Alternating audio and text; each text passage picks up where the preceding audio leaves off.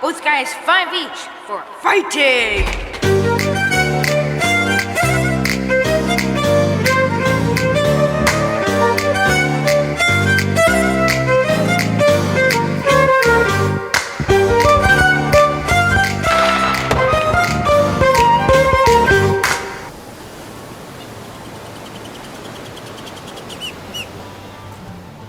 And the room is under what name?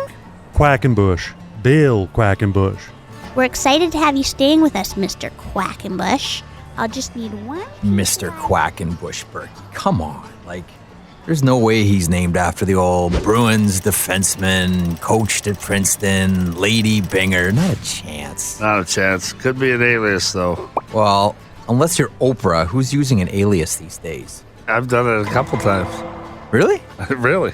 When? I was about to fire Mike Keenan, and I brought Mark Crawford in, and we needed an alias, so we used a former player.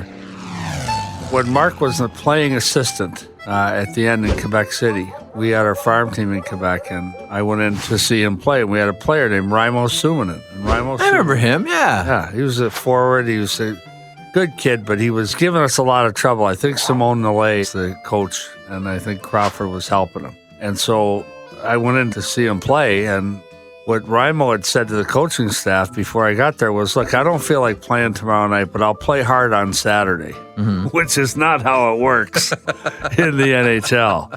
So I fly in. I'm already in a bad mood, and Raimo walks over to me, and Mark Crawford's there, and Simone Nalé is there, and Raimo walks over to me. He's like, Burkie, I'm better than half the guys that are here.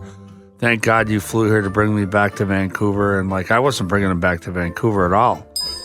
So I said to Raimo, I'm sure you're wondering about whether I'm flying you back to Vancouver or not. I'm trying to decide whether or not to punch you in the goddamn head. So that's Raimo Suominen. So when it came time to talk to Mark Crawford, and I said, we can't have Mark Crawford walking around the hotel while we interview this guy. So we put him in the hotel under the name Raimo Suominen. And that's forever.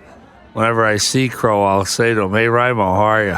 Did you ever use an alias? Did you ever check in under someone else's name? Yeah, I've done it a number of times, but the one unfortunate time when I had to use an alias was when we had the hearing for Todd Bertuzzi after the Steve Moore case, and that's all been resolved now, and everyone's gone on with their lives. But at that point, the media press was huge, and so I signed in at the Western Harbor Castle under the name Barney Rubble. So Todd Bertuzzi was Fred Flintstone. I was Barney Rubble, and I actually got the wake-up call at 7 o'clock the next morning. We flew in, got in very late, and got the wake-up call. Good morning, Mr. Rubble. It's your 7 o'clock wake-up call. So if anybody wants to try to find you and they know that you're in town, they know what hotel you're staying at, don't ask for Mr. Burke, ask for Mr. Rubble. I'd probably use it again. That'd probably work.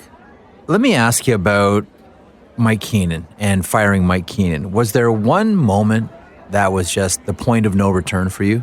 No, there were numerous problems with him, but the biggest one was we were playing at Maple Leaf Gardens, and he pulled the goaltender twice. I think it was Garth Snow was in net. I think we were down 3-1. The goalie's out. I'm looking down. There's one referee back then. I said to Dave Nonis, referee's arm isn't up. How come we have no goalie? It's not a delayed penalty. But they did not score on the empty net the first time. They scored the second time. Dmitry Yushkevich. So what happens when Yushkevich scores in your head? I'm already mad. Whether Toronto scores or not, I'm mad. And so he's pulling the goalie when we're down by 2 or 3 goals way early just to embarrass me. And I said to him afterwards, what was that all about? He said, you got to get me some more players. He was waiting for us to trade Burke.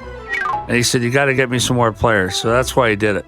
So I said, Mike, you pull the goalie again when it's not necessary or appropriate. And I'm going to come down to the ice, beat the snot out of you, throw you down the hallway, finish coaching the game, and then fire your ass. It didn't happen again. Thank you, ma'am.